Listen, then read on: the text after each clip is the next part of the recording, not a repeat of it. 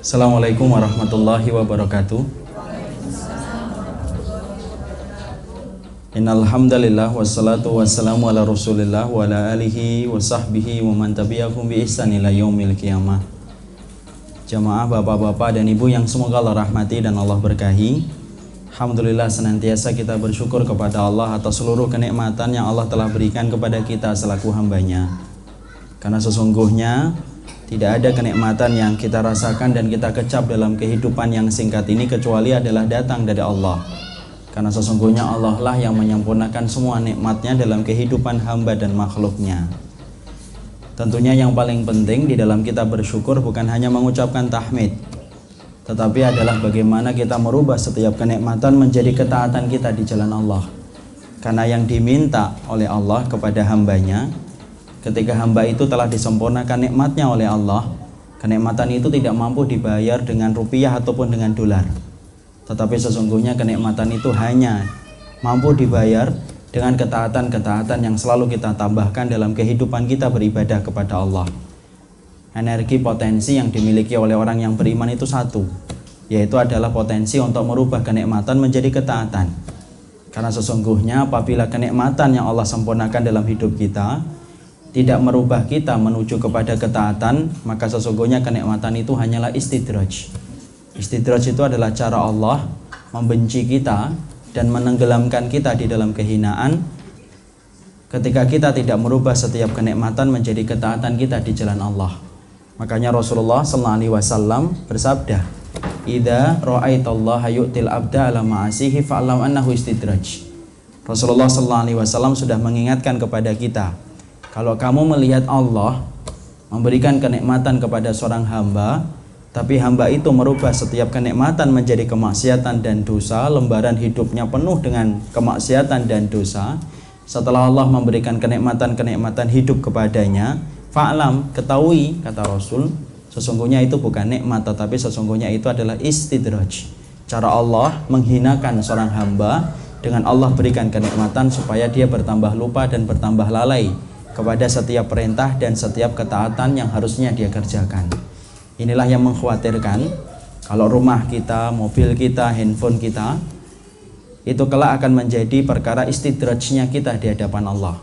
Karena sesungguhnya harta kita walaupun halal mendapatkan, tapi kalau kita tidak merubah dari harta itu menjadi ketaatan, maka harta itu akan menjadi hisab yang panjang, kesehatan akan menjadi hisab yang panjang, fasilitas itu akan menjadi hisab yang panjang. Kalau kita menjadi orang yang gagal menghadirkan potensi merubah setiap kenikmatan menjadi ketaatan. Makanya orang yang beruntung adalah orang yang mereka meniti jalan sebagaimana para nabi. Salah satunya Nabi Sulaiman ketika merubah setiap kenikmatan menjadi ketaatan beliau di jalan Allah. Maka setiap beliau mendapatkan kenikmatan yang bertambah pula ketaatan yang beliau kerjakan. Inilah yang menjadikan kita jangan sampai tertipu dan terlalai dengan kenikmatan, di mana kenikmatan itu justru menambah catatan dosa dan kemaksiatan, dan kita berlindung dari istidrajnya harta dan dunia yang kita dapatkan. Jamaah yang semoga Allah rahmati dan Allah berkahi, ini merupakan pertemuan perdana saya di Salsabila, ya, apa namanya? Majlis Salsabila. Walaupun ikut grupnya, walaupun saya punya jadwal untuk menyampaikan audio setiap Rabu, dimana saya masih punya utang 3 kali audio karena lewat dengan berbagai macam aktivitas. Tapi alhamdulillah dalam kesempatan kali ini akhirnya ketemu. Tidak pernah disangka, tidak pernah diduga Allah yang mempertemukan kita, dan kita bersyukur kita tidak dipertemukan karena urusan dunia, kita tidak dipertemukan karena urusan kemaksiatan, tapi kita dipertemukan karena sebab taman surga. Semoga pertemuan kita hari ini, tanah-tanah yang kita injek untuk mengadakan majelis ilmu dalam kesempatan hari ini akan menjadi saksi kita di hadapan Allah. Karena yang menjadi saksi bukan hanya tangan kita yang bicara, bukan hanya kaki kita yang bicara, tetapi sesungguhnya, Masya Allah, sesungguhnya tanah yang pernah kita injek kala itu akan bersaksi di hadapan Allah atas perbuatan yang kita lakukan. Makanya Allah itu berfirman, yauma idzin tuhaditsu akhbaruha. Akan datang satu hari, akan datang satu waktu ketika bumi itu akan menceritakan semua peristiwa yang terjadi di atasnya. Dan di antara yang diceritakan bumi, perbuatan ketaatan yang dilakukan manusia akan diceritakan. dan perbuatan kemaksiatan manusia pun akan diceritakan oleh bumi kepada Allah. Dan semoga kita adalah para penempuh-penempuh jalan, di mana jalan yang kita lakukan di atas muka bumi adalah ketaatan dan perbuatan ibadah.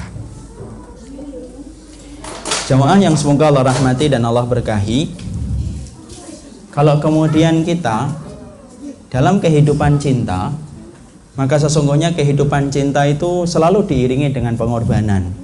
Karena sesungguhnya pengorbanan itu penting di dalam memberikan cinta supaya cinta itu terbukti. Apakah cinta itu adalah cinta yang murni ataukah cinta itu adalah cinta yang palsu. Karena banyak sekali orang yang berkata dengan mudah ketika dia cinta kepada sesuatu, tetapi apabila dia tidak memberikan pengorbanan atas cinta yang dia katakan, maka cintanya adalah cinta yang palsu dan cinta yang imitasi. Karena ternyata cinta itu perlu dibuktikan. Sebagaimana kalau kita melihat batu yang mengeluarkan batu yang kuning, maka kita harus membuktikan apakah itu emas ataukah tidak. Karena segala sesuatu harus dibuktikan. Melalui pengorbanan barulah kita akan mampu menilai sesuatu. Ternyata bukan hanya batu yang harus diperiksa apakah itu emas ataukah tidak. Dengan penelitian untuk membuktikan itu kuningan ataukah emas, maka sama cinta pun membutuhkan pengorbanan. Di mana cinta itu harus kemudian diberikan pengorbanan supaya betul-betul kelihatan apakah betul-betul kita cinta kepada sesuatu ataukah tidak. Suami terkadang ingin membuktikan cinta sang istri dengan melakukan ujian-ujian tertentu. Sebagaimana sebaliknya kadang-kadang seorang istri ketika ingin membuktikan cinta dari suaminya, Masya Allah, sesungguhnya sang istri membuat ujian-ujian tertentu supaya suaminya itu ketahuan betul-betul cinta sama dia ataukah tidak. Karena apa? Segala sesuatu harus dibuktikan. Sama pula ketika kita ini cinta kepada Allah. Sesungguhnya cinta kepada Allah pun kita harus paham bahwasanya cinta kepada Allah pun harus dibuktikan. Karena sesungguhnya tidak mungkin kita akan mendapatkan cinta dari Allah kalau kita tidak pernah berkorban. Sebagaimana mustahil kita akan mendapatkan cinta seorang laki-laki, dan mustahil kita akan mendapatkan cinta dari seorang wanita kalau kita tidak memberikan pengorbanan. Dan cinta kepada Allah itu cinta yang berbeda dengan cinta yang dimiliki oleh manusia kepada manusia. Karena cintanya makhluk itu berbeda dengan cintanya Khalik kepada makhluk. Ya. Kalau cintanya makhluk kepada makhluk akan menjadikan kita disenengin oleh makhluk yang mencintai kita, dimuliakan oleh makhluk yang mencintai kita, akan diberikan hadiah oleh makhluk yang kita cintai dan dicintai oleh kita. Tapi beda dengan cintanya Allah, karena sesungguhnya Allah itu cintanya beda dengan cintanya makhluk. Cinta sang Khalik, maka kita harus paham, kalau sudah sepakat kita mengatakan kita ingin mendapatkan cinta dari sang Khalik, maka kita harus paham cinta dari sang Khalik itu beda dengan cintanya makhluk. Supaya jangan pernah kita membayangkan cintanya Allah itu sama dengan cintanya makhluk. Karena banyak orang hari ini kebingungan untuk membedakan antara cintanya makhluk dengan cintanya Khalik. Cintanya makhluk itu selalu ingin membahagiakan dengan apapun yang kita miliki untuk membahagiakan orang yang kita cintai. Itu cintanya makhluk. Ada seorang suami lagi senang sama istrinya, baru pertama kali nikah, Masya Allah, maka semua yang diminta oleh sang istri akan dipenuhi permintaannya. Kenapa? Sang suami lagi jatuh cinta kepada sang istri. Sebagaimana sang istri ketika baru cintanya kepada sang suami, maka dia akan membuat bagaimana suaminya itu senang. Kalau suaminya itu senang nasi goreng, dia buat nasi goreng. Kalau suaminya itu senang soto, dia akan berusaha bagaimana membuat soto yang enak. Kenapa? Karena sesungguhnya cintanya makhluk kepada makhluk melahirkan kekuatan untuk membahagiakan orang yang dia cintai. Tapi kita harus paham cinta sang Khalik ketika Allah bersemayam di atas arsy-Nya itu beda dengan cintanya makhluk. Kenapa? Laisa kamitslihi syai'un wa huwas samiul basir. Karena Allah itu tidak sama dengan makhluknya, dan sesungguhnya Allah itu maha mendengar dan lagi maha melihat. Allah itu tidak sama dengan makhluk sedikit pun. Sama pula cintanya Allah pun akan berbeda dengan cinta yang diberikan makhluk kepada makhluk. Ini penting supaya kita tidak buram memandang konsep cintanya Allah. Karena banyak orang yang memaksakan cintanya Allah itu sama dengan cintanya makhluk. Kalau Allah cinta sama kita berarti kita harus diberikan kekayaan. Kalau kemudian Allah cinta sama kita berarti kita harus diberikan kemudahan dalam fasilitas hidup. Kalau Allah cinta sama kita berarti urusan kita harusnya gampang. Makanya kalau ada orang yang urusannya gampang, rezekinya lancar, biasanya komentarnya apa? Allah sedang sayang dan sedang cinta sama kita. makanya urusan kita jadi gampang.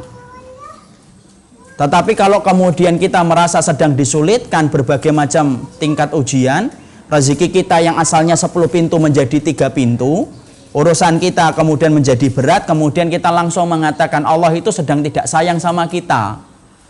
Karena banyak orang yang menyandarkan cintanya Allah itu kalau cinta sama kita berarti digampangkan hidup, dan kemudian kalau Allah benci sama kita berarti Allah sulitkan kita di dalam hidup.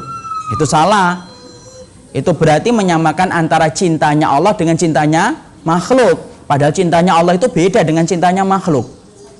Kalau kita menyamakan cintanya Allah dengan cintanya makhluk, bahwasanya orang yang dicintai oleh Allah itu pasti kaya raya dan pasti gampang urusannya, Masya Allah. Berarti orang kafir itu hari ini mereka menjadi manusia yang paling dicintai oleh Allah. Karena banyak di antara mereka yang belum beriman kepada Allah, tapi ternyata mereka itu lebih beruntung dalam urusan rezeki dan urusannya gampang. Kita mau beli apapun, kadang-kadang harus nabung.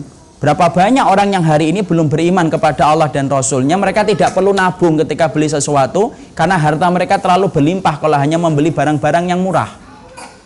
Kalau kita katakan bahwasanya cintanya Allah itu memuluskan hidupmu, Masya Allah, berarti orang kafir itu adalah orang-orang yang paling dicintai oleh Allah. Terutama orang-orang di Hollywood, ketika orang-orang itu mereka berlimpah dengan harta, dan orang-orang Bollywood ketika gampang mendapatkan duit.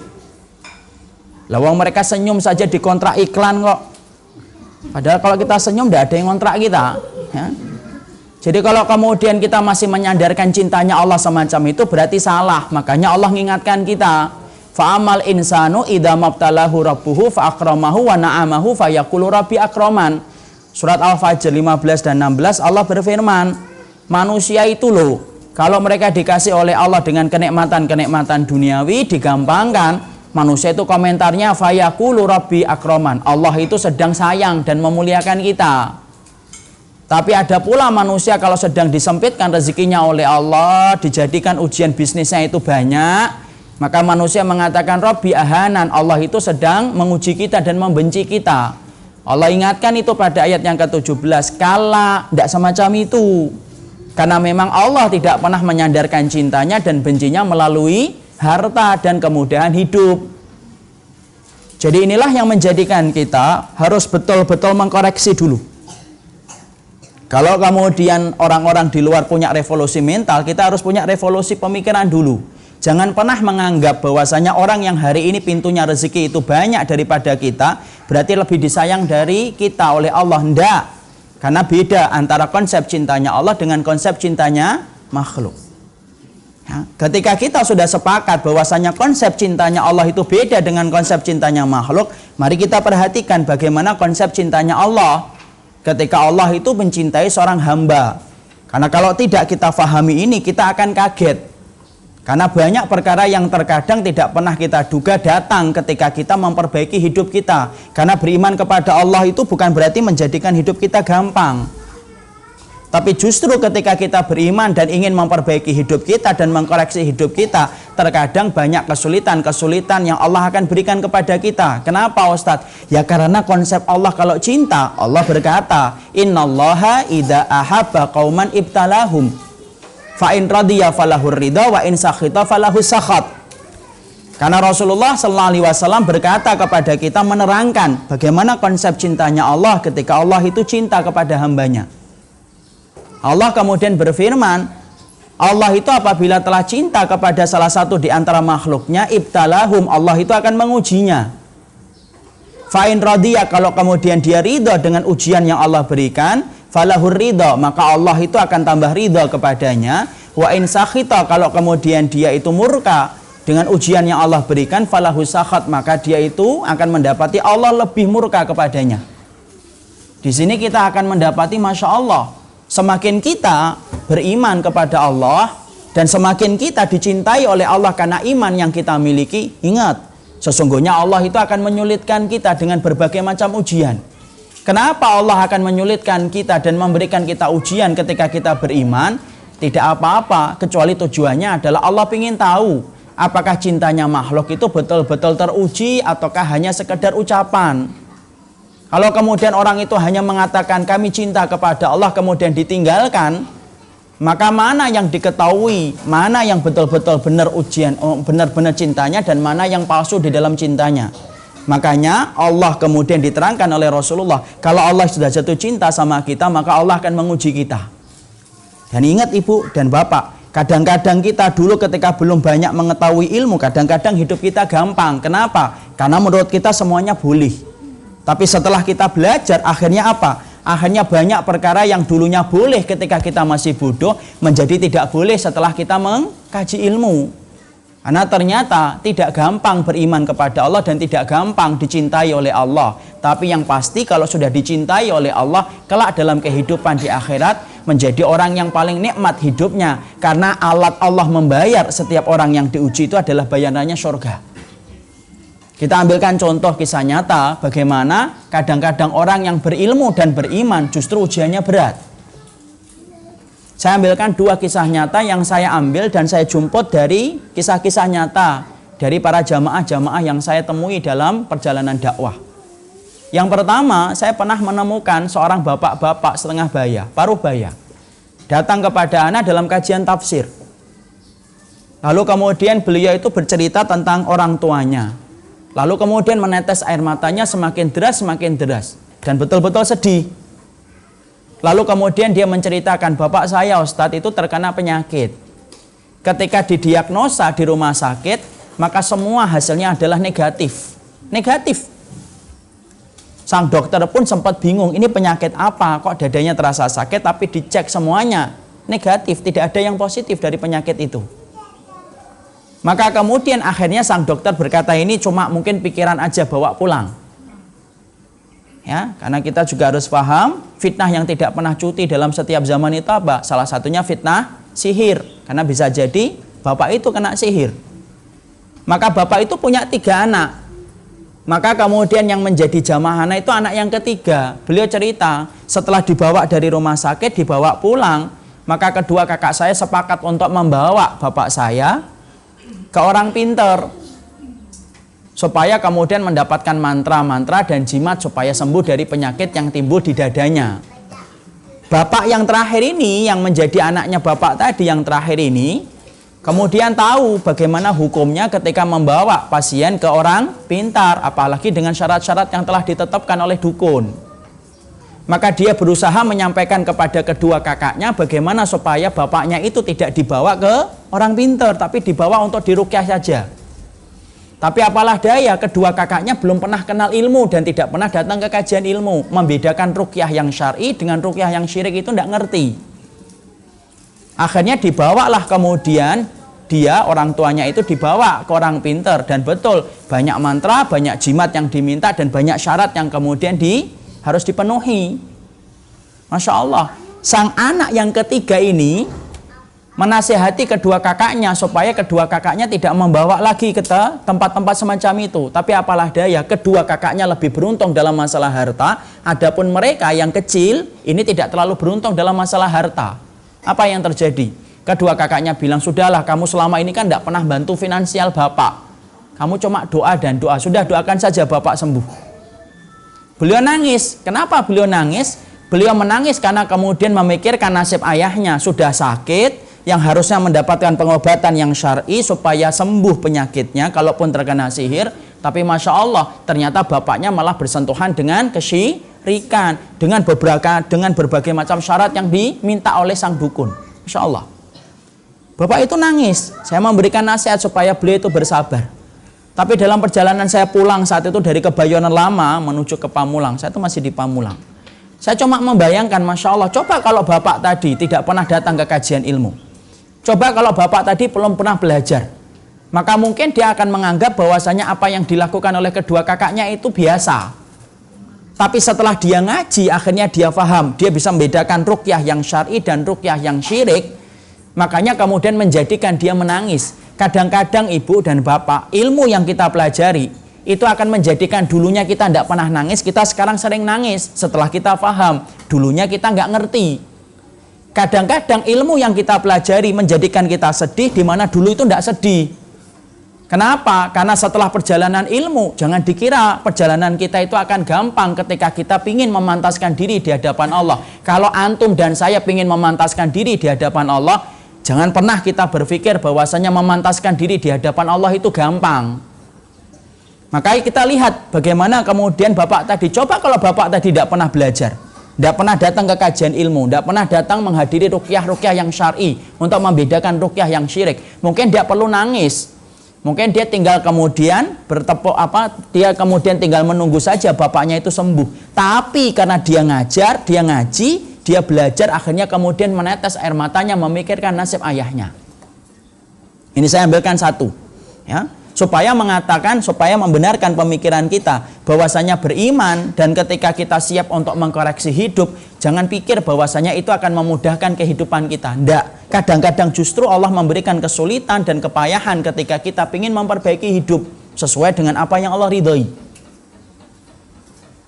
Yang kedua, saya pernah mendapati pemuda umur 30 tahun ketika kita menerangkan tentang Kitab Al-Kabair. Kitab Al-Kabair merupakan galaksi dosa-dosa besar yang dikarang oleh Imam Az-Zahabi. Maka di antara dosa besar itu apa? Ad-dayus. Apa itu ad-dayus? Yang membiarkan kemaksiatan menimpa kepada keluarganya.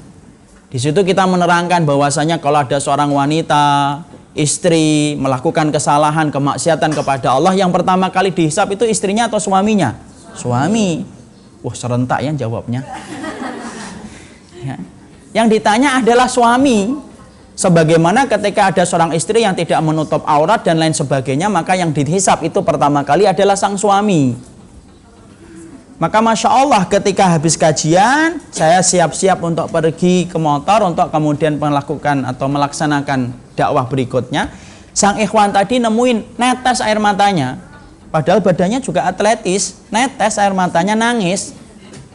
Ya, namanya atletis bukan berarti tidak pernah nangis, kadang-kadang nangis. Badannya atletis, hatinya romansa katanya. Maka kemudian beliau nangis, lalu kemudian menyampaikan, Ustadz, saya itu menasihati istri saya sudah menikah hampir 6 tahun. Tapi selalu ketika saya sampaikan supaya istri saya menutup auratnya dengan sempurna, selalu terjadi pertengkaran yang tidak ada hentinya. Maka beliau meneteskan air mata. Kenapa beliau meneteskan air mata? Setiap dia pulang dari kajian, beliau tersayat-sayat hatinya. Kenapa? Karena apa yang dia kaji di dalam kajian ilmu tidak bisa diamalkan dan praktekkan di dalam keluarga. Saya dalam perjalanan pulang itu mikir, coba kalau pemuda tadi tidak ngaji, mungkin dia tidak akan nangis. Mungkin dia juga tidak akan memikirkan istrinya ketika melakukan dosa. Kenapa? Yang penting rukun, yang penting tidak bertengkar. Sudah selesai kan? Tapi ternyata setelah dia tahu ilmu, Masya Allah, dia tahu rezekinya istri itu yang dihisap adalah dia dulu. Pakaiannya istri itu yang dihisap suaminya dulu. Sebagaimana aurat yang terbuka yang dihisap pertama kali itu ya suaminya. Jadi ibu itu sebenarnya nanti nunggu enak saja. Nanti kemudian ibu itu tunggu aja suaminya yang dihisap. Makanya ibu itu berkorban di dunia sebentar. Ya, sebentar aja ndak bisa itu loh, Masya Allah. Ya. Alhamdulillah loh Bu, kita ini dikasih umur itu ndak sebagaimana Nabi Nuh kan. Coba kalau dikasih umur sebagaimana Nabi Nuh. Sabar ya sama suaminya Bu. Ya Allah Ustaz, saya sudah sabar 400 tahun gitu kan. Tapi karena umur kita pendek, Masya Allah, sesungguhnya Allah itu memberikan kenikmatan yang besar. Sebentar saja, tapi kemudian Masya Allah, urusan hisab itu nanti pertama kali sang suami.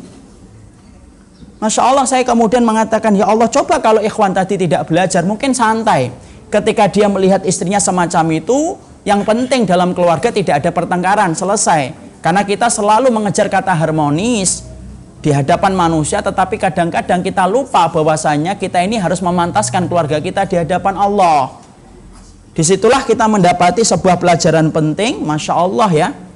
Ternyata dalam kehidupan kita menata diri supaya kita dicintai oleh Allah, itu jangan pernah kita itu punya anggapan kalau dicintai oleh Allah itu sama kayak dicintai suami.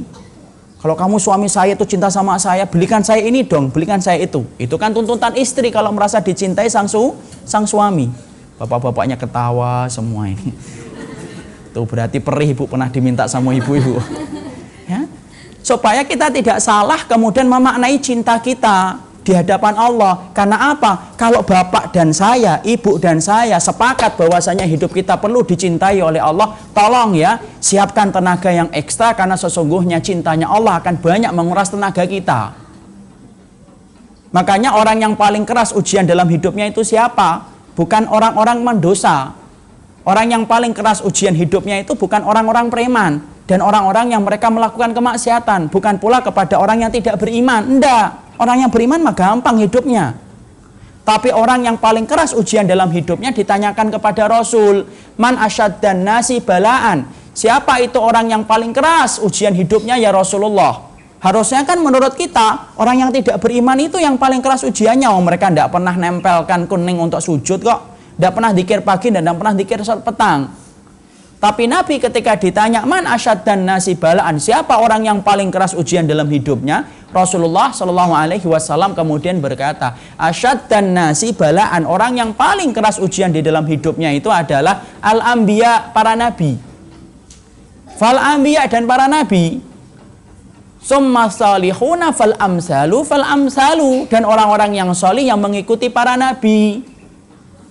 Lalu Rasulullah SAW bersabda, melanjutkan hadis itu, idza kana dinuhu syiddatan. Kalau kemudian agamanya itu kuat, ubtuliya syiddatan, semakin kuat dia itu beriman, semakin kuat ujian yang Allah timpakan kepadanya. Fa in kana dinuhu riqqatan, kalau kemudian agamanya itu ringan, benar, maka dia itu akan diuji berdasarkan ringannya iman yang dia miliki di dalam hatinya dan jiwanya. Kita tidak boleh lalu mengatakan, ya sudahlah saya beriman yang ringan aja supaya ujiannya ringan. Salah. Karena apa? Kalaupun kita beriman dan ujian itu berat, pertolongan Allah itu lebih besar daripada ujian yang Allah berikan. Tapi kita harus siap, siapapun mereka yang telah ingin mengkoreksi dalam hidupnya, dia ingin betul bagaimana hidupnya itu dicintai oleh Allah dan dicintai oleh Sang Khalik, tolong ya persiapkan tenagamu, supaya tenagamu itu betul-betul ekstra menghadapi setiap ujian yang Allah berikan. Karena dicintai oleh Allah beda dengan cintai oleh makhluk. Jadi kalau dicintai suami dan istri enak, gampang. Tapi kalau dicintai oleh Allah, Masya Allah, Allah akan memberikan berbagai macam kesulitan di dalam hidup kita. Sekarang, sebelum kita mengkaji berikutnya, kita pahami dulu, kenapa Allah itu memberikan ujian kepada orang-orang yang Allah cintai. Ya, karena kita sepakat kan Allah kan tidak pernah mendolimi kita. Kalau kita sepakat bahwasanya Allah tidak pernah mendolimi kita selaku hambanya, kita mungkin bertanya, kenapa ya Allah itu memberikan kepada kita ujian? Karena pasti di dalam ujian itu ada kebaikan. Allah itu tidak pernah mendolimi seorang hamba kok. Kita harus sepakat dulu apa yang disampaikan oleh Imam Ibnu Qayyim dalam kitabnya Syifaul Alil fi Masailil Qada wal Qadar. Allah, zat yang kita sembah, tidak pernah mendolimi hambanya. Ya, karena sesungguhnya kita ambil hal yang paling gampang. Seorang ibu tidak mungkin mendolimi anak. Seorang ibu itu rela dia makan tempe supaya anaknya makan ayam. Seorang ibu rela tidak tidur supaya anaknya tidur. Dan banyak ibu yang berkata, lebih baik saya yang sakit daripada melihat anak saya yang sakit. Kita sepakat bahwasanya rahmatnya seorang ibu kepada seorang anak itu besar. Tidak ada seorang ibu yang ingin mendolimi anaknya. Kalau kita sepakat bahwasanya tidak ada seorang ibu yang ingin mendolimi kehidupan anaknya, Allah itu mustahil mendolimi kehidupan hambanya. Supaya kemudian kita jangan sampai salah ketika kita mendapatkan ujian, lalu kemudian kita berkata, kenapa Allah mendolimi saya? Allah tidak pernah mendolimi kita sedikit pun. Secuil dari ujung kuku pun Allah tidak pernah mendolimi kita. Makanya harus kita perhatikan, kalau memang kita sepakat Allah tidak pernah mendolimi kita, sebagaimana ibu tidak mungkin mendolimi anaknya, kita harus paham, kenapa Allah itu memberikan ujian bagi orang yang beriman. Kenapa sih Allah itu kalau cinta, Allah kemudian nguji orang itu dengan berbagai macam ujian. Makanya kemudian Imam Ibnu Qayyim menerangkan dalam kitabnya Syifaul Alil fi Masailil Qada'i wal Qadar. Ditetapkan itu oleh kemudian Imam Ibnu Qayyim, kita harus paham dulu, apa manisnya di balik setiap ujian.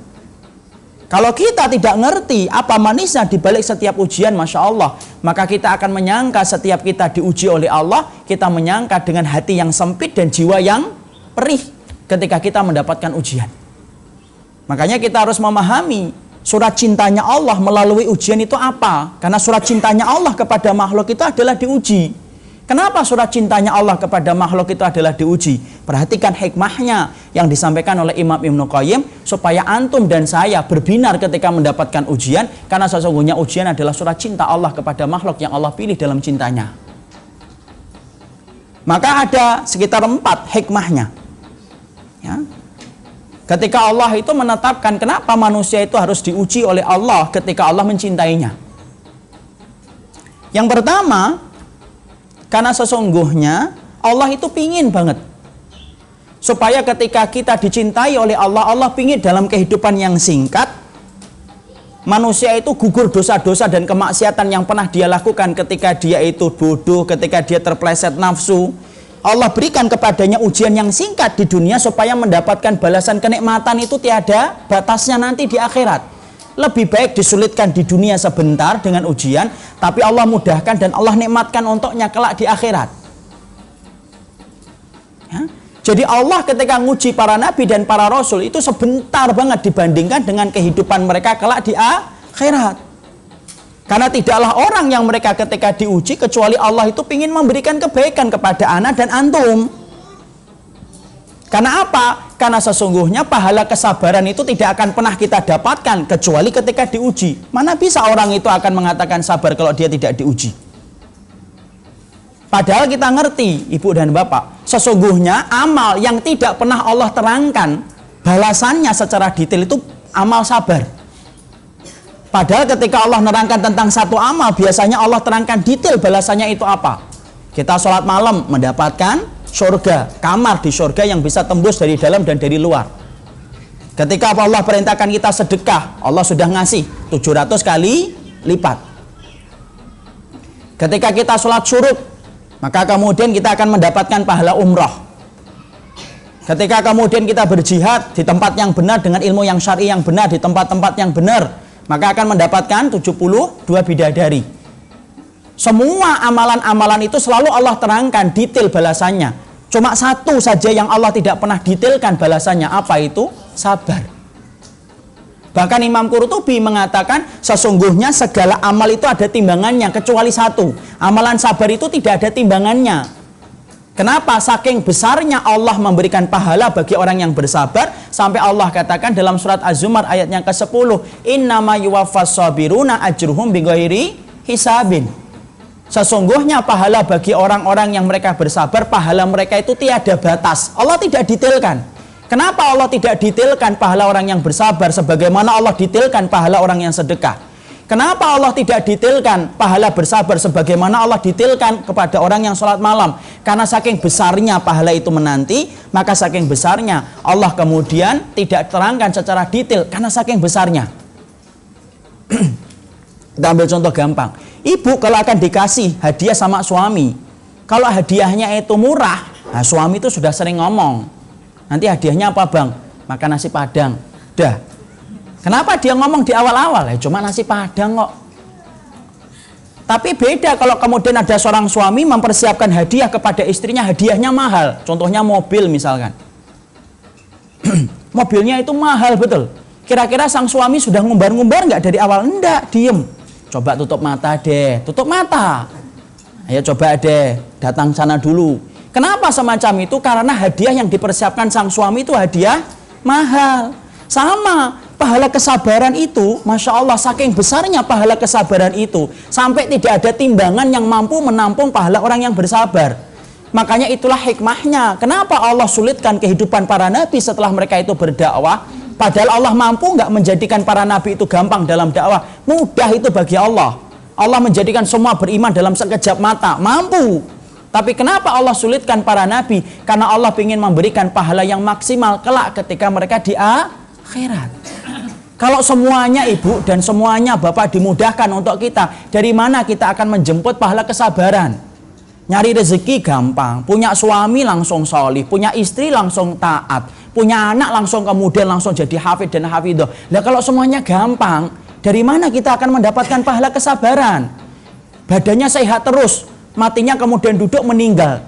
Kok gampang? Justru malah kita khawatir kalau semuanya dimudahkan untuk kita. Jangan-jangan Allah segerakan nikmat di dunia tetapi Allah tidak berikan kenikmatan nanti di akhirat. Makanya diterangkan oleh Imam Ibnu Qudamah, para sahabat itu kalau mendapatkan kegampangan terus kadang-kadang mereka malah nangis. Diterangkan oleh Imam Ibnu Qudamah, para sahabat kalau gampang terus hidupnya, malah kadang-kadang mereka nangis. Kenapa mereka nangis? Mereka takut jangan-jangan Allah itu menyegerakan nikmatnya untuk saya, untuk di dunia, tapi di akhiratnya nggak dapat lagi. Allah berikan kepada kita ujian itu apa? Supaya nikmatnya nanti di akhirat. Makanya Masya Allah, orang-orang yang mereka betul-betul diuji oleh Allah dalam kehidupan di dunia, kelak mereka itu akan diiri hati oleh orang-orang yang gampang hidupnya. Karena dalam sebuah hadis yang sahih diterangkan, Allah itu ketika menghisab manusia, Allah bagi manusia itu jadi dua. Yang pertama ahlul afiyah, yang kedua ahlul musibah. Yang pertama ahlul afiyah. Ini ahlul afiyah. Yang kedua ahlul musibah. Siapa itu ahlul afiyah? Ahlul afiyah itu orang yang gampang hidupnya, mudah hidupnya, jarang sakit, jarang diuji, apapun yang dia pilih langsung dia dapatkan. Itu ahlul afiyah. Ada yang kedua yang disebut dengan ahlul musibah. Ahlul musibah itu susah, sulit, semuanya itu tidak gampang untuk dia dapatkan. Cari istri aja susah. Ya? Maka kemudian disebut dengan ahlul musibah. Ketika pertama kali Allah menghamparkan padang mahsyar dan menegakkan mizannya, maka Allah itu suruh kepada para malaikat, "Oh subuh, kalian hisab ini mereka ini." Lalu kemudian Allah perintahkan kepada para malaikat, yang kamu hisab pertama kali ahlul musibah. Ini ahlul musibah yang dihisab oleh Allah pertama kali. Lalu kemudian ahlul musibah dihisab oleh para malaikat, ditimbang oleh para malaikat amalnya dan dosanya. Lalu kemudian para malaikat melaporkan kepada Rabbnya, "Ya Rabbana, wahai Rabb kami, sesungguhnya ahlul musibah telah kami timbang. Masya Allah, dosa-dosa mereka itu tinggal dikit banget ya Allah. Dan sangat ringan dosa-dosa mereka. Disebabkan karena banyaknya ujian yang Engkau berikan kepada mereka di dunia. Berguguran itu segala dosa-dosa yang telah dilakukan oleh mereka dengan ujian yang mereka hadapi dengan sukacita dan ridho. Maka kemudian Allah berfirman, "U'tuhum salasan." Kalau begitu kasih mereka 3 perkara atas apa yang aku sulitkan dalam hidup mereka ketika mereka sabar. Apa 3 perkara itu? Pertama, afiyah. Kasih mereka itu afiyah, kekuatan. Kenapa orang yang mendapatkan musibah dikasih oleh Allah kekuatan? Untuk menggantikan kepayahan, untuk menggantikan keletihan, dan untuk menggantikan air mata yang tumpah ketika mereka mendapatkan ujian di dunia. Afiyah. Disehatkan, dikuatkan, dikeringkan air matanya oleh Allah ketika di akhirat. Kemudian yang kedua, kasih mereka itu adalah khairan. Apa itu khairan? Kebaikan. Apa itu kebaikan kalau sudah di akhirat? Tidak ada kebaikan kecuali adalah surga. Sudah kayak gitu, masih ditambah lagi oleh Allah. Kasihkan kepada mereka mangzilah. Apa itu mangzilah? Kedudukan yang sangat tinggi. Di mana akhirnya para malaikat-malaikat Allah membangunkan sebuah tempat yang sangat tinggi di surga. Sampai-sampai ahlul afiyah ketika melihat tempat itu, mereka mendongakkan kepala mereka. Saking tingginya tempat itu berada di surga. Lalu kemudian mereka berkata, "Ya Rabbana." Ahlul afiyah ini ketika belum dihisab oleh Allah kemudian berkata, "Ya Allah, kalau kami ngerti di balik setiap ujian yang kamu berikan kepada hamba-hambamu di dunia yang singkat itu cuma setengah duha saja, ternyata bisa menjadikan mereka mendapatkan khairan, afiyah dan mangzilah. Ya Allah, boleh nggak kami meminta sesuatu?" Maka kami meminta, "Ya Allah, tolong ya Allah, bagaimana kemudian kami dihidupkan kembali, dipotong-potong daging-daging kami yang kecil-kecil, walaupun kami hidup kesakitan, lebih kami ridhoi ya Allah, supaya kemudian kita mendapatkan khairan, surga, afiyah, kekuatan, dan mendapatkan mangzilah, kedudukan yang tinggi." Ini loh yang menjadikan akhirnya orang kalau diuji oleh Allah bukan karena Allah itu benci sama ibu dan benci sama bapak. Kalau tiba-tiba proyeknya yang sudah direncanakan gagal, itu kenapa? Karena Allah ingin menjanjikan kepada kita supaya kita digugurkan dosa-dosanya ketika kita melakukan itu dengan kesabaran. Makanya betul-betul Masya Allah, pahala yang sangat besar bagi orang yang mereka itu bersabar. Ya?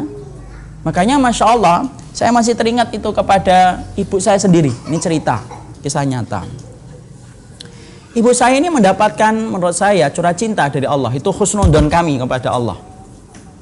Ya. Karena apa? Karena anak pertamanya ibu saya Down syndrome, cacat mental. Kakak saya pertama cacat mental.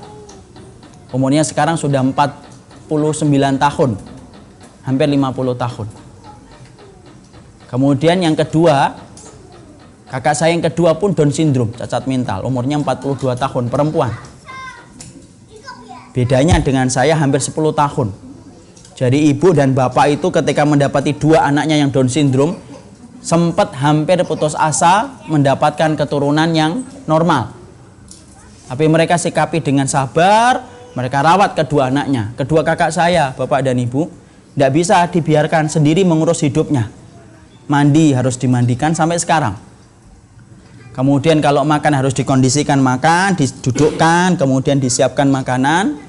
Kalau kencing harus diantar, harus kemudian dicewokin kalau orang Jawa itu, diistinjakan. Kalau pakai pakaian harus dipakein. Dan itu dilakukan oleh ibu saya dan bapak bersama-sama. Itu hampir 49 tahun. Ya. Kalau ibu-ibu punya anak yang normal, biasanya berapa tahun? 4 tahun, 5 tahun, 6 tahun anak kita sudah mandiri. Itu kita kalau normal. Saya pernah nanya sama ibu, bagaimana ya resepnya menghadapi itu sekian lama dan sekian puluh tahun? Maka kemudian ibu saya berkata, dan menurut saya itu adalah kata-kata mutiara yang pernah disampaikan ibu saya sebelum meninggal dunia. Beliau berkata, nak, kadang-kadang kita taubat belum tentu nasuha. Kadang-kadang kita istighfar itu belum tentu khusyuk hati kita. Berapa banyak kita taubat belum tentu nasuha, dan berapa banyak kita ngucapin istighfar, tetapi belum tentu istighfar kita ini khusyuk datang dari hati. Tapi kalau kamu diberikan ujian oleh Allah, Masya Allah, Allah cuma minta satu, sabar dan ihtisab kamu kepada Allah, maka tanpa diminta kamu meminta kepada Allah, maka Allah akan hapuskan tiap hari dosa dan kemaksiatan yang kamu kerjakan selama kamu sabar dan ihtisab kepada Allah. Masya Allah. Disitulah kita mengerti, Masya Allah, kalau Allah sedang sulitkan kita bukan karena Allah membenci kita, tapi sesungguhnya ketika Allah sedang membenci kita, Allah sedang memberikan kepada kita penggugur dosa kita. Allah berikan nanti 3, ada khairan, ada mangzilah, ada kemudian afiah, yang Allah tidak berikan itu kepada orang yang gampang hidupnya. Ya. Karena kalau kita tidak paham ini, ibu, maka bisa jadi kemudian setiap orang yang diuji itu maka bisa jadi menjadi futur. Apa itu futur? Futur itu adalah kembali lagi ngedrop imannya setelah dia itu beriman. Itu futur. Karena bapak saya pun menceritakan tentang perjalanan hidup seorang dai yang mana mendapatkan ujian yang hampir sama dengan ayah saya, tapi akhirnya murtad. Padahal dia dai. Saya kenal dengan 1-2 orang anaknya. Apa ujian yang Allah timpakan kepada beliau? Anak pertama beliau itu buta. Ini kata ayah saya. Kemudian anak yang kedua buta lagi. Anak yang ketiga buta. Padahal kita ngerti, Masya Allah, tidak ada orang tua, tidak ada bapak, tidak ada ibu yang pernah membayangkan anaknya itu nanti kemudian tidak normal. Tidak ada. Ketika 3 anak-anaknya ini buta semuanya, sudah mulai limbung ini. Sudah mulai kemudian ragu. Sudah mulai meninggalkan tugas-tugasnya di dalam dakwah. Sering kemudian mangkir ketika khutbah Jumat yang sudah ditetapkan secara rutin di kota, di kampung, di Kudus. Sampai kemudian akhirnya dia mengatakan kepada bapak saya, Rok, nah kan bapak saya namanya Faruk, ini saya masih berharap deh semoga anak saya yang keempat ini normal. Setidaknya 3 anak buta saya terima dari Allah. Moga-moga anak saya yang keempat itu normal supaya mampu itu nuntun ke 3 kakaknya.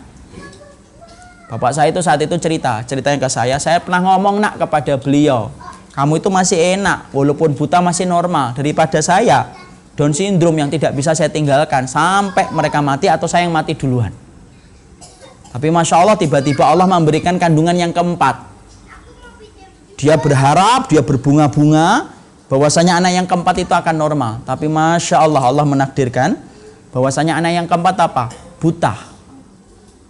Dan akhirnya apa? Murtad tanpa sadar. Dia duduk, kalau waktunya sholat tidak pernah mau datang ke masjid. Tidak sholat. Kalau kemudian Idul Fitri sengaja dia tidak memperlihatkan, sengaja memperlihatkan ke jamaah yang pernah diajar oleh dirinya bahwasanya dia tidak sholat. Dia datangi itu musola-musola yang pernah diajarkan, kemudian dia komentar sinis, nyindir. Kalian tuh berdoa sama siapa? Sama Allah. Halah, Allah itu ndak ada.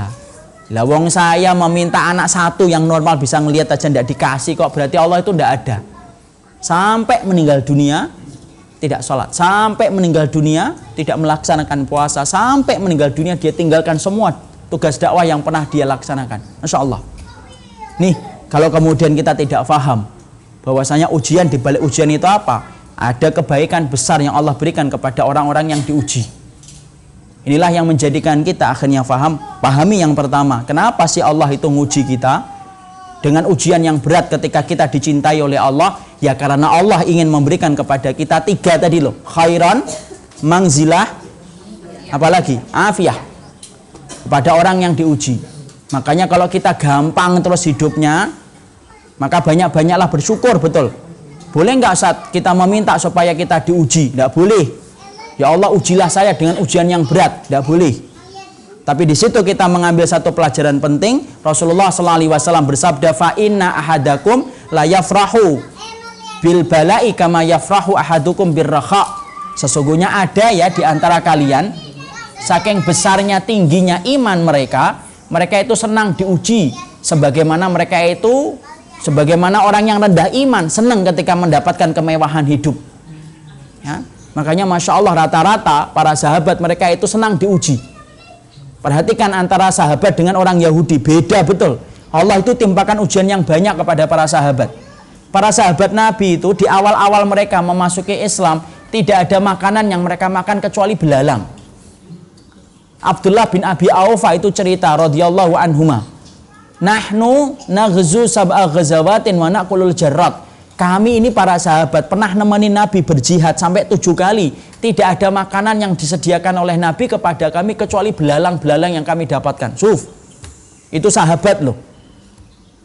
Bandingkan itu dengan orang Yahudi. Yahudi itu dikasih oleh Allah manna wa salwa, buah-buahan dan daging burung.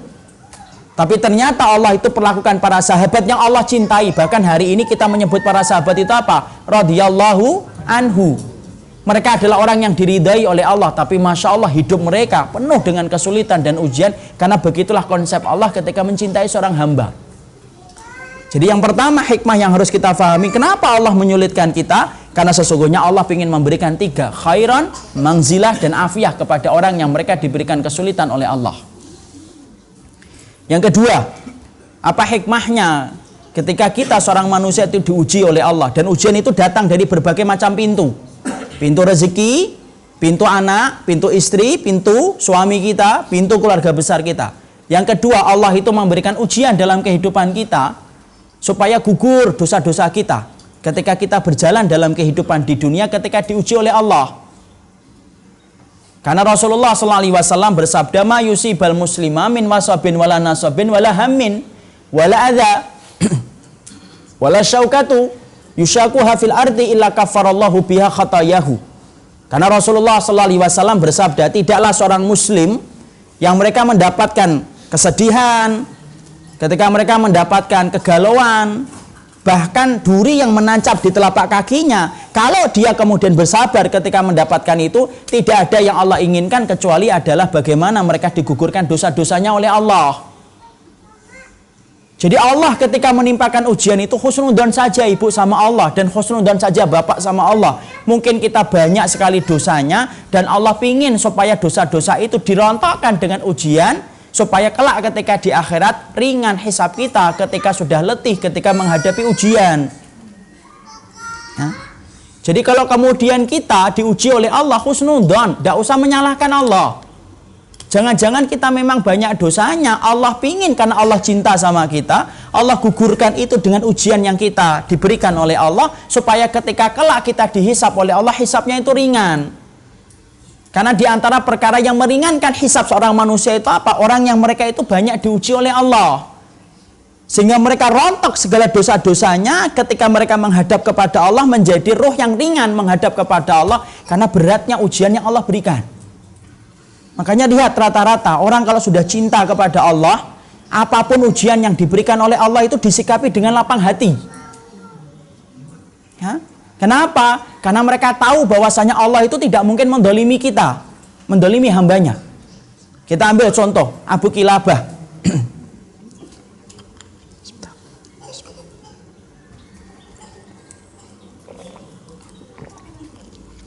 Ada seorang ulama besar yang bernama Abu Kilabah.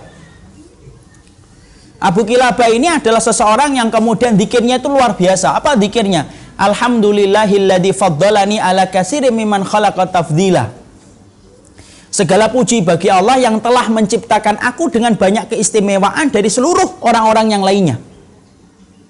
Maka Masya Allah ketika dia mengucapkan zikir itu, kita mungkin akan menyangka Abu Kilabah itu Masya Allah seorang yang kemudian diberikan keistimewaan fisik yang luar biasa. Salah. Abu Kilabah itu adalah seorang ulama besar, ditimpa dengan ujian yang sangat banyak, kemudian sakit-sakitan, ditinggalkan keluarganya, penyakitan, kemudian tinggal di sebuah kemah tua.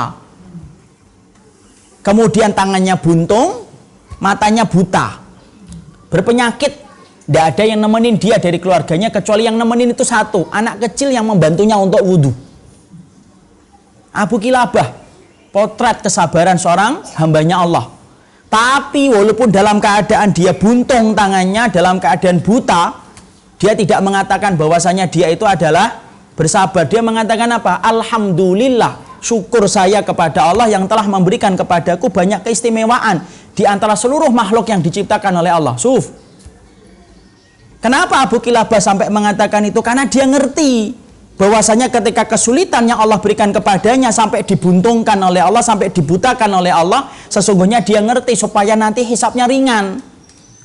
Kalau kita pernah melihat program Musafir Ma'al Quran yang ditayangkan oleh Wisal TV, pernah nggak kita kaget melihat seorang anak umur 14 tahun buta? Kemudian ditanya sama moderator sama pembawa acaranya yang terkenal itu, "Nak, kamu ini buta, pernah nggak kamu meminta kepada Allah supaya disembuhkan butamu?" Anak kecil itu berhasil membuat nangis orang satu studio. Ketika anak itu berkata, "Saya tidak ingin dikembalikan mata saya supaya saya tidak dihisap oleh Allah atas apa yang saya lihat." Masya Allah. Orang yang beriman adalah orang yang mereka itu paling ngerti bahwasanya Rabb yang dia sembah itu tidak mungkin mendolimi dia. Ketika semuanya dipahami dengan cinta seorang manusia kepada Rabbnya, Masya Allah, maka dia tidak mungkin kecuali dia menyikapi setiap perkara yang Allah berikan kecuali kebaikan untuknya. Allah ketika nguji kita apapun itu dalam kehidupan kita, Masya Allah, bukan Allah membencimu, tetapi Allah ketika memberikan kesulitan dalam hidup kita, karena Allah ingin supaya rontok dosa kita, supaya kita dihisap-hisapnya ringan. Lebih beruntung Allah menyulitkan kita sebentar dalam kehidupan yang singkat, tapi Masya Allah mendapatkan balasan yang tiada batasnya. Dan Allah tidak berikan itu kepada orang yang Allah gampangkan hidup, tapi Allah berikan itu kepada orang yang Allah sulitkan. Makanya Nabi, Masya Allah, sampai sakitnya saja 2 kali sakitnya kita. Nabi itu sakitnya 2 kali sakitnya kita. Makanya Nabi pernah tangannya tersentuh oleh Abu Sa'id Al-Khudri, tersentuh, panas. Maka kemudian akhirnya Abu Sa'id Al-Khudri itu kemudian narik tangannya. Kenapa? Mendapati demamnya itu tinggi. Rasulullah SAW ketika mendapati Abu Sa'id Al-Khudri kaget dengan demamnya beliau, Nabi kemudian berkata, "Wa inni la'u'aku kama yu'aku bihi rajulaini minkum." Saya sesungguhnya itu kalau terkena penyakit saya dijadikan 2 kali lipat daripada penyakit yang kalian derita. Jadi kalau kemudian kita ini pusing, sepusing-pusingnya, Nabi 2 kali pusingnya kita. Kalau kemudian kita panas, misalkan 40, maka 40 kali 2 itulah panasnya yang dirasakan oleh Nabi. Kenapa Nabi disulitkan yang semacam itu? Karena Allah itu pingin dengan tingkat kesulitan yang Allah berikan kepada Nabi, Nabi paling ringan hisapnya kelak di hari akhirat. Ini loh yang menjadikan akhirnya orang-orang yang beriman, mereka itu senang ketika mereka diuji. Kenapa? Allah berikan itu supaya Allah itu meringankan dosanya. Saya pernah kagum dengan seorang bukan kagum, saya pernah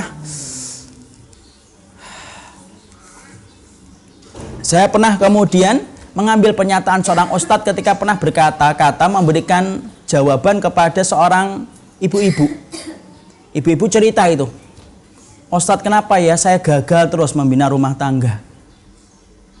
Ya, saya ini sudah 1 kali gagal, 2 kali gagal. Padahal ini saya lakukan, saya pingin supaya saya benar, tapi selalu gagal. Jawaban sang ustadz saat itu tuh betul-betul menginspirasi apa yang saya ambil pelajaran dari beliau. Beliau berkata, Allah itu memberikan kepadamu gagal. Mungkin Allah melihat perjalananmu dulu ketika sebelum menikah banyak dosa dan banyak maksiatnya. Allah uji dengan suami, Allah uji dengan suami, Allah uji dengan suamimu. Supaya apa? Supaya kamu betul-betul dibersihkan dari dosamu dulu ketika kamu masih bermaksiat dengan ujian suami yang dikirimkan oleh Allah kepada dirimu. Masya Allah. Kadang-kadang kita itu tidak mengambil sesuatu yang telah dilihat oleh Allah. Kenapa? Pandangan kita kan terbatas. Pandangan kita ini terbatas. Padahal pandangan Allah itu mencakup dalam seluruh kehidupan kita. Kadang-kadang Allah berikan kepada kita ketika Allah cinta kepada kita kesulitan. Kenapa? Supaya betul-betul Allah membersihkan segala dosa dan kemaksiatan yang kita lakukan. Makanya Nabi sampai kemudian berkata, perumpamaan orang yang beriman dengan perumpamaan orang-orang yang tidak beriman itu sebagaimana pohon. Kalau orang yang beriman itu pohonnya itu sudah rontok daun-daunnya. Adapun orang yang tidak beriman kepada Allah, pohon-pohonnya itu lebat. Lalu Rasul ditanya, kenapa ya Rasulullah orang yang beriman itu pohonnya pada rontok semuanya?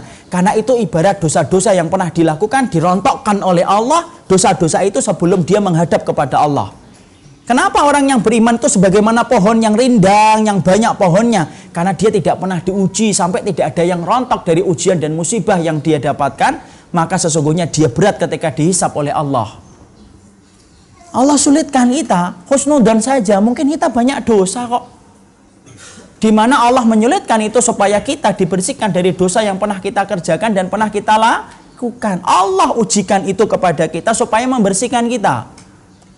Dan tidaklah itu Allah berikan kecuali apa? Supaya Allah mencintai orang itu mudah dalam urusan hisapnya. Allah sulitkan itu. Makanya yang kedua, kenapa Allah berikan kepada kita ujian yang banyak ketika kita telah menetapkan cintanya sama Allah? Karena Allah pingin supaya dosamu ketika dulu kamu bodoh, ketika kamu masih ngikutin nafsu, dibersihkan dengan ujian yang Allah berikan hari ini. Makanya air mata saja akan dinilai sebagai penggugur dosa. Jadi orang yang ngaji nangis, ya Allah saya belum mampu melaksanakan itu, nangis.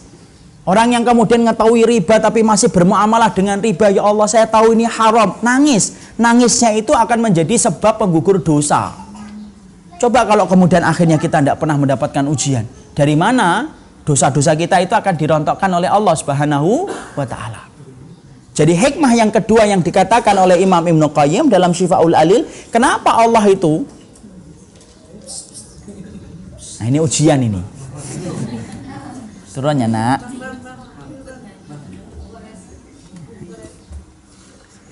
Ini kayak loreng ya.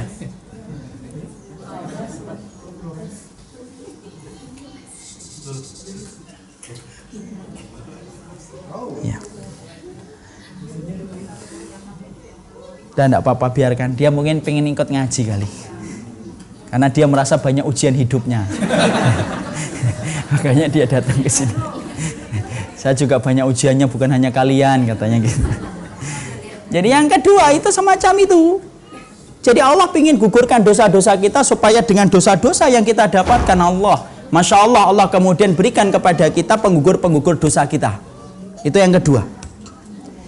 Yang ketiga, kenapa Allah berikan hikmah kepada kita di dalam kemudian kita itu menetapkan cintanya kita kepada Allah? Yang ketiga adalah supaya kita balik ingat kepada Allah ketika Allah itu memberikan kepada kita ujian. Fakhatnahum bil ba'sa'i wadh-dharra'i la'allahum yatadarraun. Surat Al-An'am. Allah itu mengatakan kepada kita, tidaklah manusia itu diuji dengan segala macam kesulitan hidup kecuali apa? Kami timpakan kesulitan dan kepayahan dalam hidup mereka supaya mereka kembali ingat. Allah itu zat yang sangat pecemburu kalau mendapati hambanya sibuk dengan kenikmatan-kenikmatan yang dia dapatkan, yang menjadikan dia tidak pernah lagi menyebut-nyebut nama Allah. Makanya Allah timpakan ujian kepada kita. Kenapa? Supaya kita balik ingat kepada Allah. Ya? Coba kita ambil filosof yang gampang. Kalau kita mendapati ada orang yang gali sumur, kita lemparkan uang dari atas, penggali sumur itu akan memungut uang itu tanpa melihat ke atas. Kita lemparkan lagi 100.000 lagi, dipungut lagi, dimasukkan, senang dia. Coba sekali-kali yang kita lemparkan kita rubah bukan uang 100.000. Kita lemparkan kerikil dari atas, kena kepalanya, apa yang akan terjadi? Dia pasti akan melihat ke atas, siapa yang ngelemparin saya? Padahal ketika kita dilempari, ketika kita melempari 100.000, 200.000, 300.000, dia tidak melihat ke atas. Tapi ketika kita lempar dengan kerikil, kena kepalanya tepat, maka dia melihat ke atas. Siapa yang ngelemparin saya?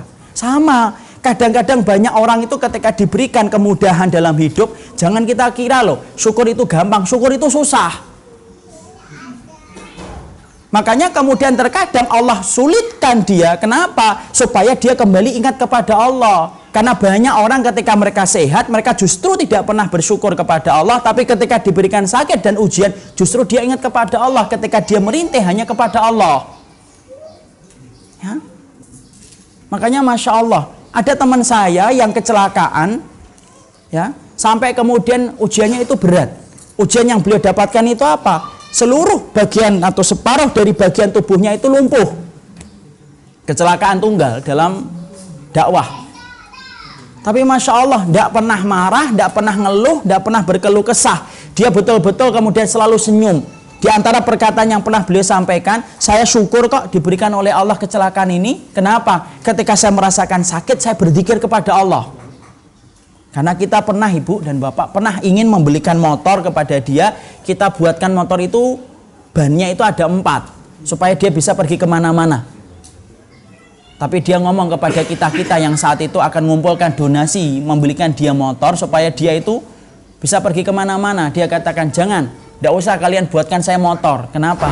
Karena saya itu lumpuhnya kayak gini, badan saya ini sakit kalau kemudian terkena jalan-jalan yang tidak mulus. Kenapa? Karena di antara paru-parunya banyak yang patah. Jadi bukan hanya tidak bisa kencing tidak terasa, bukan hanya BAB tidak terasa. Di dadanya ini kalau kemudian naik mobil agak berguncang dikit, maka dia harus memegang kuat tangannya. Kenapa? Dia merasakan sakit. Tapi Masya Allah dia katakan apa? Kalau saya lagi sakit kayak gitu, tidak ada yang saya sebut kecuali adalah Allah. Allah terkadang itu melihat kita kemudian sering amnesia terhadap kenikmatan yang telah Allah berikan. Allah berikan kepada kita ujian supaya kita bangun tengah malam kemudian kita berzikir sama Allah. Banyak kan orang ketika lagi diuji kemudian khusyuk sholatnya. Coba ketika tidak lagi diuji, sholatnya nanti diundur-undur aja, jam 2, setengah 3 baru sholat. Tapi ketika diuji dengan adzan, ingin meneteskan air mata, ngambil sajadah, dia wudhu, sholat. Kenapa? Dia diuji, dia butuh tempat untuk mengadukan semua masalahnya hanya kepada Allah. Orang kalau kemudian mereka tidak pernah diuji, maka mereka tidak akan pernah merasakan enaknya muraqabah, enaknya berdekatan dengan Allah. Makanya Allah kemudian dapati seorang hamba, ketika Allah melihat dia dengan banyak kemudahan, Allah sulitkan sesekali. Kenapa? Supaya kembali dia merintih kepada Allah. Makanya lihat, orang yang mampu khusyuk di dalam ibadah itu kapan? Ketika merasa dekat dengan Allah. Dan kita sepakat kalau kita sedang mendapatkan ujian, tempat yang paling nyaman untuk kemudian kita bersandar itu hanya kepada Allah dalam ibadah.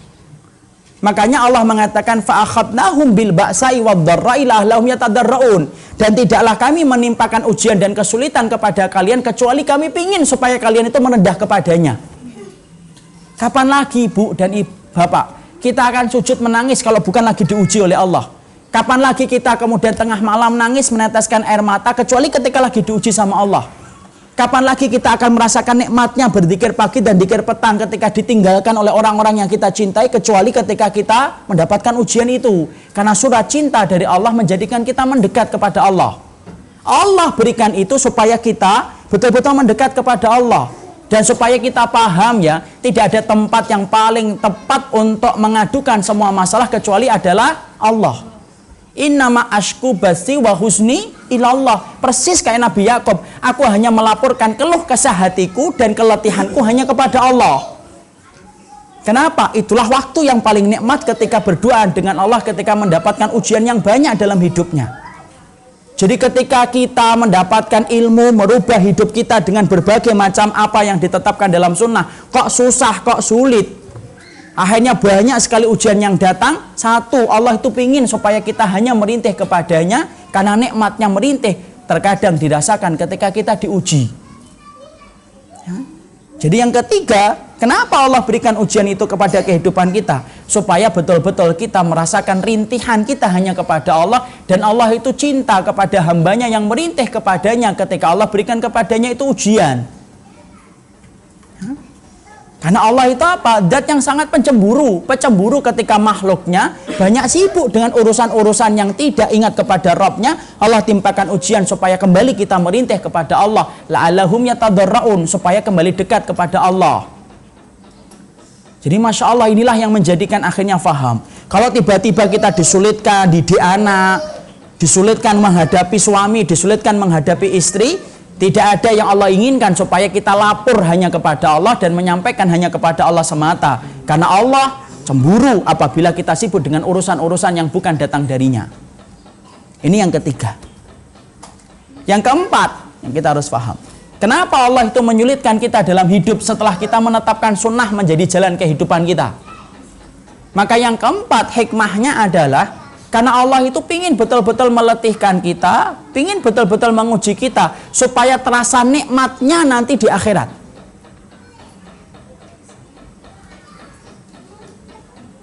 Kalau orang itu terlalu gampang hidupnya, maka bisa jadi kenikmatan akhiratnya itu tidak terlalu terasa.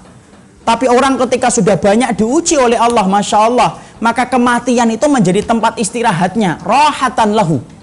Ada orang yang mereka itu mati menjadi tempat istirahatnya. Kenapa? Dia istirahat dari beratnya perjalanan ketika dia taat dalam kehidupan di dunia. Makanya kan kita minta, ya Allah jadikanlah kematianku menjadi tempat istirahatku. Kenapa? Karena akhirnya setelah kita mati, ujian yang dulu Allah berikan di dunia selesai, tinggal mengambil buah yang manis ketika kita mendapatkan kematian. Coba kalau kemudian terlalu kita digampangkan terus, malah akhirnya kemudian kenikmatan itu akan terasa tidak maksimal. Orang yang kebanyakan makan, akhirnya nikmatnya makan itu hilang. Coba kalau kita makan ayam terus, kan bosan akhirnya. Makanya di Jakarta itu ayam itu dibuat berbagai macam nama supaya menarik konsumen. Ada ayam kremes, ada ayam lepas, ada ayam manis. Orang sudah bosan dengan ayam, dibuat nama supaya tampak lezat. Tapi tetap kalau sudah terlalu banyak makan ayam, lezatnya ayam itu hilang. Coba kalau kemudian kita jarang makan ayam, akhirnya makan ayam itu nikmat. Sebagaimana ketika kita minum kalau kita lagi tidak puasa, Masya Allah minum itu akan biasa nikmatnya. Tapi ketika kita seharian puasa, kemudian ketika mendengar adzan, minum itu terasanya sangat nikmat, betul. Kenapa terasa nikmat sama-sama minumannya? Karena kamu sudah menahan diri ketika kamu satu hari tidak minum. Allah memberikan kepada kita ujian, itu salah satunya supaya betul-betul kamu menahan diri, supaya maksimal nikmatmu nanti di akhirat. Supaya ketika kamu mati, kamu betul-betul merasakan kematian itu menjadi tempat istirahat. Jadi Masya Allah, inilah yang menjadikan kita harus memahami, kalau kita cintamu diuji oleh Allah kepada Ar-Rahman, ketika kamu telah menetapkan jalan ilmu dan jalan sunnah, jangan pernah berpikir orang yang mengamalkan jalan sunnah itu akan gampang. Siapapun orang yang menyangka setelah dia mendapatkan sunnah akan gampang hidupnya, berarti ketika membaca surat Al-Baqarah, dia melompati ayat 214. Karena di dalam surat Al-Baqarah 214 Allah berfirman, am hasibatum antadkhulul jannata walamma ya'tikum masalul ladina khalau min qablikum masathumul ba'sa wadh-dharra'u wazulzilu hatta yaqular rasulu waladina amanu ma'ahu mata nasrullah. Allah itu menerangkan kepada kita, apakah kalian itu mengira akan masuk surga dengan gampang sebelum datangnya ujian, kepayahan, kelaparan, wazulzilu, sampai terguncangnya jiwa kalian. Sampai Allah mengatakan wazulzilu, sampai terguncangnya jiwa kalian. Sampai orang yang beriman itu berkata bersama Rasulullah, kapan pertolongan Allah itu datang? Berarti di situ kita memahami orang yang menetapkan surga menjadi tujuannya, itu jalannya tidak mulus, tetapi jalannya itu penuh dengan onak dan duri. Karena apa? Itulah yang Allah ciptakan supaya menggantikan semua kepayahan kita ketika kelak di akhirat. Makanya perhatikan Ibunda Khadijah, Masya Allah, Allah itu memberikan rumah kepadanya, di mana rumah itu disifati oleh Nabi mukfirah, apa itu? Sepi. Kenapa rumahnya Ibunda Khadijah itu dikatakan sebuah rumah yang hening, di mana kemudian batu batanya dari mutiara-mutiara yang berharga dan hening? Kenapa ada kata-kata tambahan hening? Untuk menggantikan keramaian rumahnya Ibunda Khadijah ketika menemani Rasul. Karena ketika Ibunda Khadijah menikah dengan Rasulullah, rumahnya itu terbuka setiap waktunya dengan kedatangan para sahabat yang selalu ngaji kepada Nabi setiap waktunya. Makanya Allah ganti. Allah sampaikan kepada Ibunda Khadijah, sesungguhnya Rasulullah menyampaikan, ya Khadijah, Allah telah menjanjikan kepadamu sebuah rumah di surga. Dan rumah itu adalah rumah yang hening untuk menggantikan keramaian yang didapatkan Ibunda Khadijah ketika di dunia. Masya Allah. Berarti di situ kita ngambil pelajaran, sebesar apapun ujian yang Allah berikan kepada kita, ketika telah menetapkan cinta kita kepada Allah, Allah ganti, dan Allah gantinya dengan yang lebih besar daripada apa yang kita peroleh. Jadi semuanya ini untuk menunjukkan kepada kita, tolong jangan pernah kita berpikir bahwasanya mendapatkan surga itu gampang. Lawang mendapatkan rumah di dunia aja susah kok.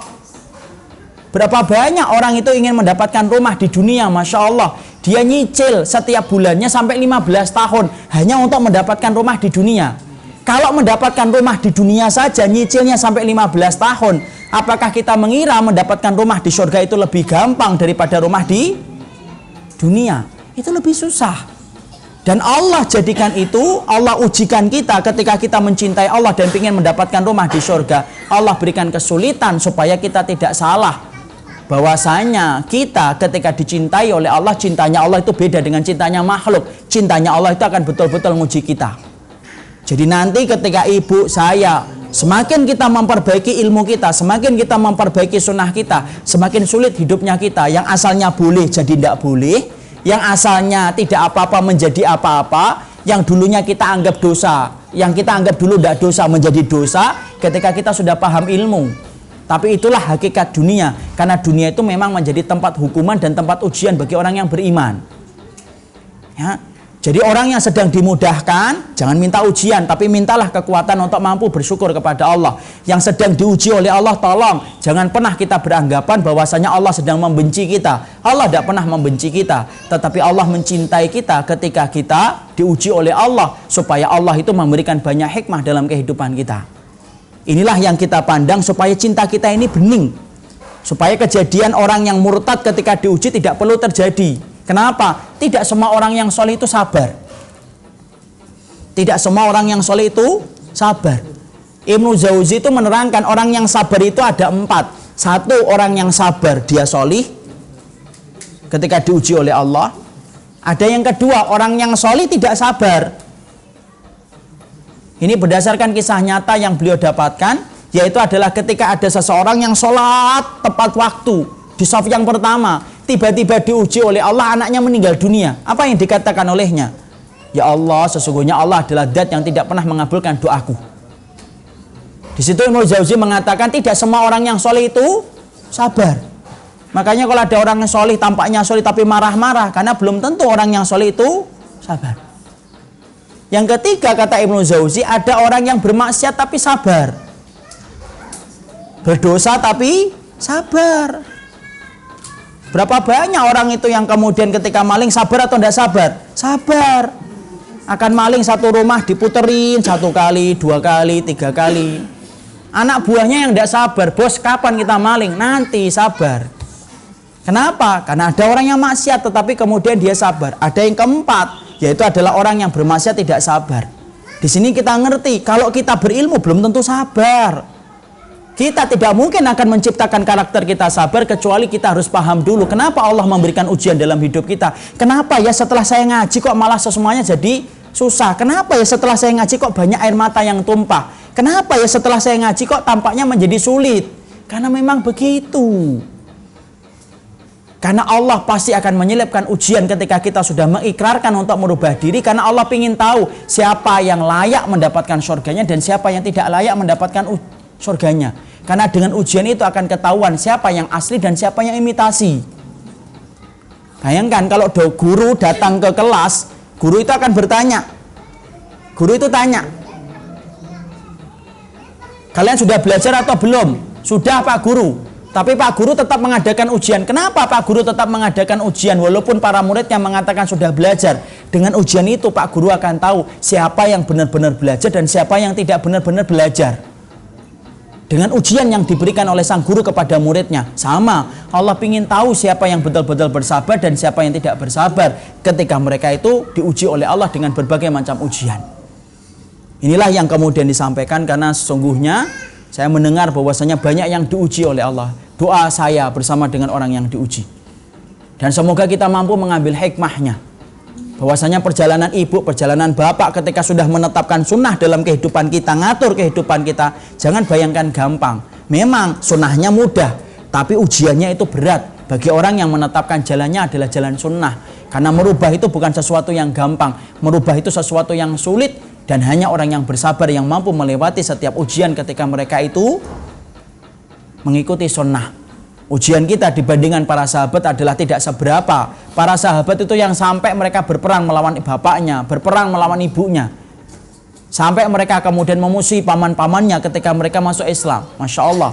Maka sama, kita pun akan menghadapi banyak ujian yang tidak pernah kita bayangkan sebelum kita ngaji.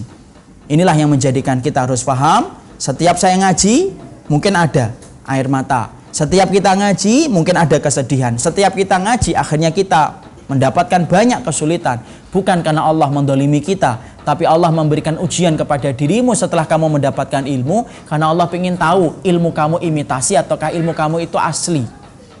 Dan supaya kita diberikan maksimal kenikmatan di surga ketika kita bersabar. Inilah yang menjadikan kita siapapun hari ini yang diuji oleh Allah.